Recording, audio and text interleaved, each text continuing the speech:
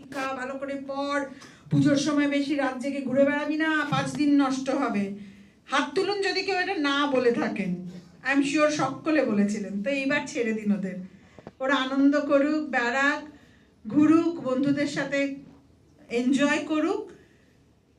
যেটা বলার কথা এত সুন্দর করে আমার আগে যারা সঞ্চালনা করছেন তারাই অনেক কথা বলে দিয়েছেন। সত্যি সত্যি ছেলে মেয়ে মানুষ হলে, আমিও মা, তারা যদি বড় হয়, আমরা সবসময় বলি, আশীর্বাদ করেও বলি যে ভালো